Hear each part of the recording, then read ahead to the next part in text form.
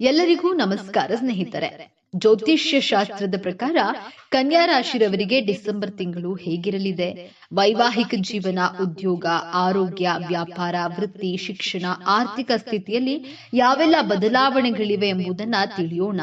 ಅದಕ್ಕೂ ಮುಂಚೆ ನೀವಿನ್ನು ನಮ್ಮ ಚಾನೆಲ್ಗೆ ಸಬ್ಸ್ಕ್ರೈಬ್ ಆಗಿಲ್ಲ ಅಂದ್ರೆ ಈ ಕೂಡಲೇ ಸಬ್ಸ್ಕ್ರೈಬ್ ಆಗಿ, ಹಾಗೆ ಪಕ್ಕದಲ್ಲಿ ಕಾಣಿಸ್ತಿರುವಂತಹ ಬೆಲ್ ಐಕನ್ ಮರಿದೆ ಪ್ರೆಸ್ ಮಾಡಿ. ಜೊತೆಗೆ ಈ ವಿಡಿಯೋವನ್ನ ಸ್ಕಿಪ್ ಮಾಡದೆ ಪೂರ್ತಿಯಾಗಿ ನೋಡಿ, ವಿಡಿಯೋಗೆ ಲೈಕ್ ಮಾಡಿ. ಕನ್ಯಾ ರಾಶಿ ಮಾಸ ಭವಿಷ್ಯ 2024. ಕನ್ಯಾ ರಾಶಿರವರಿಗೆ ವರ್ಷದ ಕೊನೆಯ ತಿಂಗಳು ಆಕ್ಷೇಪಿತ ಯಶಸ್ಸು ಮತ್ತು ಎಲ್ಲಾ ಕನಸುಗಳ ನೆರವೇರಿಕೆಯಿಂದ ತುಂಬಿರುತ್ತದೆ. ಡಿಸೆಂಬರ್ ತಿಂಗಳಲ್ಲಿ ಅದೃಷ್ಟವು ನಿಮಗೆ ಅನುಕೂಲವಾಗಿದ್ದರೂ ಸಂತೋಷದ ಕ್ಷಣಗಳನ್ನ ಕಳೆಯಲು ನಿಮಗೆ ಅನೇಕ ಅವಕಾಶಗಳು ಸಿಗುತ್ತವೆ. ಡಿಸೆಂಬರ್ ತಿಂಗಳಲ್ಲಿ ಅದೃಷ್ಟವು ನಿಮಗೆ ಅನುಕೂಲವಾಗಿರದಿದ್ರೂ ಸಂತೋಷದ ಕ್ಷಣಗಳನ್ನ ಕಳೆಯಲು ನಿಮಗೆ ಅನೇಕ ಅವಕಾಶಗಳು ಸಿಗುತ್ತವೆ. ತಿಂಗಳ ಆರಂಭದಲ್ಲಿ ನೀವು ಕೆಲವು ಧಾರ್ಮಿಕ ಅಥವಾ ಮಂಗಳಕರ ಕಾರ್ಯಕ್ರಮದಲ್ಲಿ ಭಾಗವಹಿಸುವಂತಹ ಅವಕಾಶವನ್ನ ಪಡೆಯುತ್ತೀರಿ. ಈ ಅವಧಿಯಲ್ಲಿ ಯಾತ್ರಾ ಸ್ಥಳಕ್ಕೆ ಪ್ರಯಾಣಿಸುವ ಸಾಧ್ಯತೆಯೂ ಇರುತ್ತದೆ. ಮನೆಯಲ್ಲಿ ಮತ್ತು ಹೊರಗೆ ನಿಮ್ಮ ಗೌರವ ಹೆಚ್ಚಾಗುತ್ತದೆ. ಜನರು ನಿಮ್ಮ ಕೆಲಸವನ್ನ ಮತ್ತು ನೀವು ತೆಗೆದುಕೊಂಡ ನಿರ್ಧಾರಗಳನ್ನ ಪ್ರಶಂಸಿಸುತ್ತಾರೆ. ಇದು ನಿಮ್ಮ ಉತ್ಸಾಹ ಮತ್ತು ಆತ್ಮವಿಶ್ವಾಸವನ್ನ ಹೆಚ್ಚಿಸುತ್ತದೆ. ನಿಮ್ಮ ಆರೋಗ್ಯವು ಸ್ವಲ್ಪ ಸಮಯದವರೆಗೆ ಹದಗೆಟ್ಟಿದ್ರೆ ಈ ತಿಂಗಳ ಮಧ್ಯದ ವೇಳೆ ನೀವು ಅದರಲ್ಲಿ ಸಾಕಷ್ಟು ಸುಧಾರಣೆಯನ್ನ ಕಾಣುತ್ತೀರಿ. ನಿಮ್ಮ ರೋಗ ನಿರೋಧಕ ಶಕ್ತಿ ಹೆಚ್ಚಾಗುತ್ತದೆ ಮತ್ತು ನಿಮ್ಮ ಯೋಜನೆಯಲ್ಲಿ ನೀವು ದುಪ್ಪಟ್ಟು ಉತ್ಸಾಹದಿಂದ ಕೆಲಸ ಮಾಡುತ್ತೀರಿ. ನಿಮ್ಮ ಯಾವುದೇ ಪ್ರಕರಣಗಳು ನ್ಯಾಯಾಲಯದಲ್ಲಿ ಬಾಕಿ ಉಳಿದಿದ್ರೆ ಈ ತಿಂಗಳು ನಿಮ್ಮ ಪರವಾಗಿ ನಿರ್ಧಾರ ಬರಬಹುದು. ಅಂತೆಯೇ ಪ್ರಭಾವಿ ವ್ಯಕ್ತಿಯ ಸಹಾಯದಿಂದ ಭೂಮಿ ಮತ್ತು ಕಟ್ಟಡಗಳಿಗೆ ಸಂಬಂಧಿಸಿದ ವಿವಾದಗಳನ್ನ ಪರಿಹರಿಸಲಾಗುತ್ತೆ. ಇದು ನಿಮಗೆ ಸಾಕಷ್ಟು ಮನಸ್ಸಿಗೆ ಶಾಂತಿಯನ್ನ ನೀಡುತ್ತದೆ. ತಿಂಗಳ ಉತ್ತರಾರ್ಧದಲ್ಲಿ ನೀವು ನಿಮ್ಮ ಕೋಪವನ್ನು ಸ್ವಲ್ಪ ನಿಯಂತ್ರಿಸಿಕೊಳ್ಬೇಕಾಗತ್ತೆ. ಈ ತಿಂಗಳು ಯಾರಾದ್ರೂ ಒಂಟಿ ಜನರ ಜೀವನದಲ್ಲಿ ಬರಬಹುದು. ಅವಿವಾಹಿತರ ವಿವಾಹ ನಿಶ್ಚಯವಾಗಬಹುದು. ಈಗಾಗಲೇ ಪ್ರೇಮ ಸಂಬಂಧದಲ್ಲಿರುವ ಅವರ ನಡುವೆ ಪರಸ್ಪರ ಸಾಮರಸ್ಯ ಮತ್ತು ವಿಶ್ವಾಸವನ್ನ ಹೆಚ್ಚಿಸುತ್ತಾರೆ. ದಾಂಪತ್ಯ ಜೀವನ ಸುಖಮಯವಾಗಿರುತ್ತದೆ. ಆರ್ಥಿಕ ಸ್ಥಿತಿ. ಈ ತಿಂಗಳು ನಿಮ್ಮ ಆರ್ಥಿಕ ಜೀವನವು ಸಾಮಾನ್ಯಕ್ಕಿಂತ ಉತ್ತಮವಾಗಿರುತ್ತದೆ ಮತ್ತು ನೀವು ಅದನ್ನ ಅರಿತುಕೊಳ್ಳಲು ಪ್ರಾರಂಭಿಸುತ್ತೀರಿ. ನೀವು ವಿವಿಧ ಮೂಲಗಳಿಂದ ಆದಾಯವನ್ನ ಪಡೆಯುತ್ತೀರಿ. ಆದರೆ ಈ ಸಮಯದಲ್ಲಿ ನಿಮ್ಮ ಖರ್ಚುಗಳು ಹೆಚ್ಚಾಗುವ ಸಾಧ್ಯತೆ ಇದೆ.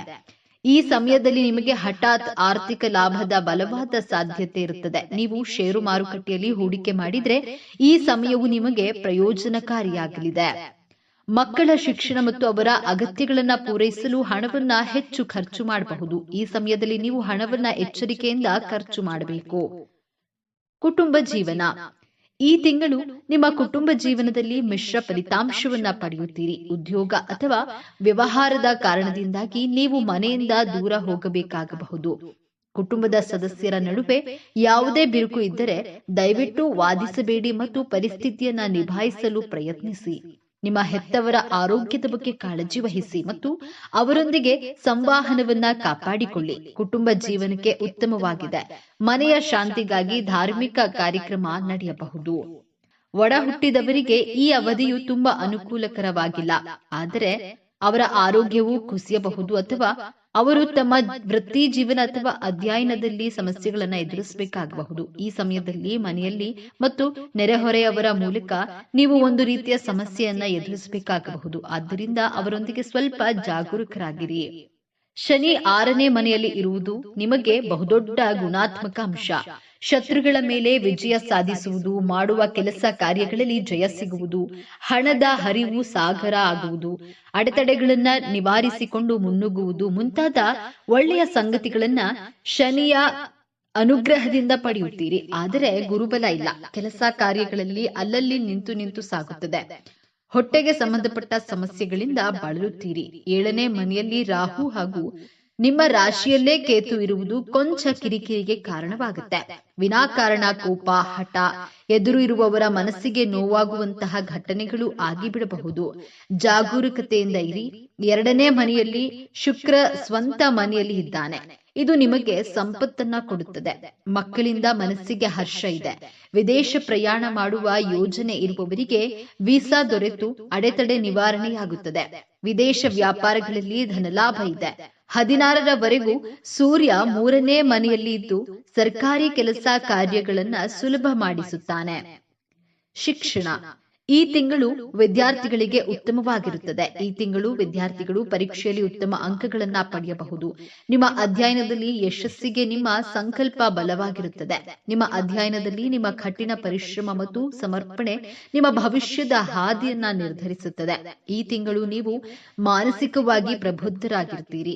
ಶಿಕ್ಷಣದ ಮೇಲಿನ ನಿಮ್ಮ ಬಾಂಧವ್ಯವನ್ನ ನೋಡುವುದು ಯೋಗ್ಯವಾಗಿರುತ್ತದೆ. ಶಿಕ್ಷಣಕ್ಕಾಗಿ ನೀವು ಸಹಪಾಠಿಗಳು ಮತ್ತು ಶಿಕ್ಷಕರಿಂದ ಸಾಧ್ಯವಿರುವ ಎಲ್ಲಾ ಸಹಾಯವನ್ನ ಪಡೆಯಬಹುದು. ಅಧ್ಯಯನದ ಕಡೆಗೆ ನಿಮ್ಮ ಕಠಿಣ ಪರಿಶ್ರಮವು ಹಾಗೆಯೇ ಇದ್ರೆ ನೀವು ದೊಡ್ಡ ಪರೀಕ್ಷೆಯಲ್ಲಿ ಯಶಸ್ವಿಯಾಗಬಹುದು. ಯಾವುದೇ ಸ್ಪರ್ಧಾತ್ಮಕ ಪರೀಕ್ಷೆಗೆ ತಯಾರಿ ನಡೆಸುತ್ತಿರುವವರಿಗೆ ಈ ತಿಂಗಳು ಯಶಸ್ಸು ಪಡೆಯುವ ಬಲವಾದ ಸಾಧ್ಯತೆ ಇದೆ. ಅದೇಗೋ ಇದಕ್ಕಾಗಿ ವಿದ್ಯಾರ್ಥಿಗಳು ಹೆಚ್ಚು ಶ್ರಮಿಸಬೇಕಾಗುತ್ತದೆ. ರಾಶಿಯಲ್ಲೇ ಇರುವ ಬುಧ ನಿಮಗೆ ದೂರ ಪ್ರಯಾಣ ಮಾಡಿಸ್ತಾನೆ. ವಿದೇಶ ಪ್ರವಾಸ ಯೋಗ ಇದೆ. ವಿದೇಶ ವ್ಯವಹಾರಗಳಲ್ಲಿ ಲಾಭ ಇದೆ. 7ರ ಗುರು ನಿಮಗೆ ಎಲ್ಲಾ ಕೆಲಸ ಕಾರ್ಯಗಳಲ್ಲೂ ಜಯವನ್ನ ಉಂಟು ಮಾಡ್ತಾನೆ. ಹೊಸ ಮನೆ ಖರೀದಿ ಅಥವಾ ಕಟ್ಟುವ ಯೋಗ ಇದೆ. ಇದಕ್ಕೆ ಸಂಬಂಧಿಸಿದ ಕೆಲಸಗಳೆಲ್ಲ ಸಲೀಸಾಗಿ ನೆರವೇರುತ್ತದೆ. ಸರ್ಕಾರದ ಕೆಲಸಗಳಿಗೆ ಹಣ ಖರ್ಚಾಗುತ್ತೆ. ವೃತ್ತಿಯಲ್ಲಿ ಮನಸ್ಸಿಗೆ ಹಿತವಾದ ವಾತಾವರಣ ಇದ್ದು 9ರ ಕುಜ ಭೂ ವ್ಯವಹಾರದಲ್ಲಿ ಲಾಭವನ್ನ ತಂದುಕೊಡ್ತಾನೆ. ತೋಟಗಾರಿಕೆ, ರಿಯಲ್ ಎಸ್ಟೇಟ್, ಪೊಲೀಸ್ ವೃತ್ತಿಯಲ್ಲಿ ಶುಭ ಫಲಗಳು ಇವೆ. ವಾಹನ ಚಲಾಯಿಸುವಾಗ ಎಚ್ಚರ ಇರಲಿ. ಅಲಂಕಾರ ವಸ್ತುಗಳಿಗೆ ಖರ್ಚು ಮಾಡುತ್ತೀರಿ. ಹೊಸ ವಾಹನ ಖರೀದಿ ಯೋಗ ಇದ್ದು ಸಜ್ಜನರ ಸಹವಾಸ ಸಿಗುತ್ತದೆ. ಗುರುಗಳ ದರ್ಶನ ಭಾಗ್ಯ ಇದೆ. ಆತ್ಮೀಯರೊಡನೆ ಸ್ನೇಹಿತರೊಡನೆ ಹಿತವಾದ ಸಮಯವನ್ನ ಕಳೆಯುತ್ತೀರಿ. ಸುಖ ಭೋಜನ ಪ್ರಾಪ್ತಿಯಿಂದ ಒಳ್ಳೆಯ ಸಮಾರಂಭಗಳಿಗೆ ಹೋಗಿ ನಿಮ್ಮ ವರ್ಚಸ್ಸನ್ನ ಹೆಚ್ಚಿಸಿಕೊಳ್ಳುತ್ತೀರಿ. ನೇರವಾಗಿ ಮಾತನಾಡಿ ನಿಮ್ಮ ಪ್ರಭಾವ ಬೀರುತ್ತೀರಿ. ಜನ ನಿಮ್ಮಿಂದ ಪ್ರಭಾವಿತರಾಗ್ತಾರೆ. ಪ್ರೇಮ ಜೀವನ. ಕನ್ಯಾ ರಾಶಿ, ನಿಮ್ಮ ಪ್ರೀತಿಯ ಜೀವನವು ಈ ತಿಂಗಳು ಸ್ಥಿರವಾಗಿರುತ್ತೆ. ನಿಮ್ಮ ಜೀವನದಲ್ಲಿ ಯಾವುದೇ ವಿಶೇಷ ಬದಲಾವಣೆ ಇರೋದಿಲ್ಲ. ನಿಮ್ಮ ಸಂಬಂಧವನ್ನು ವಿಶೇಷವಾಗಿ ಇರಿಸಿಕೊಳ್ಳಲು ನೀವು ಪ್ರೀತಿಯಲ್ಲಿ ಪಾರದರ್ಶಕತೆಯನ್ನ ತರಬೇಕು. ನಿಮ್ಮ ಅಹಂಕಾರವು ನಿಮ್ಮ ಪ್ರೇಮಿಯೊಂದಿಗೆ ಘರ್ಷಣೆಗೆ ಒಳಗಾಗುವ ಸಂದರ್ಭಗಳು ಹಲವು ಬಾರಿ ಬರಬಹುದು. ಆದ್ದರಿಂದ ಪ್ರೀತಿಯಲ್ಲಿ ಅಹಂಕಾರ ಸ್ಥಾನ ನೀಡಬೇಡಿ.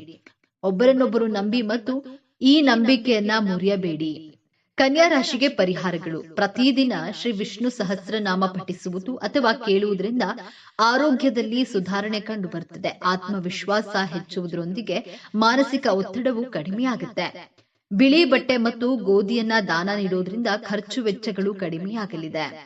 ಶ್ರೀ ಲಕ್ಷ್ಮೀ ದೇವಿಯ ದೇವಸ್ಥಾನಕ್ಕೆ ಅಕ್ಕಿ, ಬೆಲ್ಲ ಮತ್ತು ತೊಗರಿ ಬೇಳೆ ನೀಡುವುದರಿಂದ ಎಲ್ಲಾ ವಿಧಗಳಲ್ಲೂ ಪ್ರಗತಿ ದೊರೆಯುತ್ತದೆ. ಶ್ರೀ ದುರ್ಗಾ ಮಾತೆಗೆ ಅಭಿಷೇಕ ಮಾಡಿಸುವುದರಿಂದ ವಾದ ವಿವಾದಗಳು ಕಡಿಮೆಯಾಗಲಿವೆ. ಹಸಿರು, ನೀಲಿ ಮತ್ತು ಹಾಲಿನ ಬಣ್ಣದ ಕರವಸ್ತ್ರ ಬಳಸಿದ್ರೆ ನಿರೀಕ್ಷಿತ ಫಲಗಳು ದೊರೆಯಲಿವೆ. ಸ್ನೇಹಿತರೆ, ಈ ಮಾಹಿತಿ ನಿಮಗೆ ಇಷ್ಟವಾಗಿದ್ದಲ್ಲಿ ದಯವಿಟ್ಟು ಶೇರ್ ಮಾಡಿ, ಲೈಕ್ ಮಾಡಿ ಮತ್ತು ನಮ್ಮ ಚಾನೆಲ್ಗೆ ಸಬ್ಸ್ಕ್ರೈಬ್ ಆಗಿ ಎಲ್ಲರೂ ಭಕ್ತಿಯಿಂದ ಓಂ ನಮಃ ಶಿವಾಯ ಅಂತ ಕಮೆಂಟ್ ಮಾಡಿ. ಧನ್ಯವಾದಗಳು.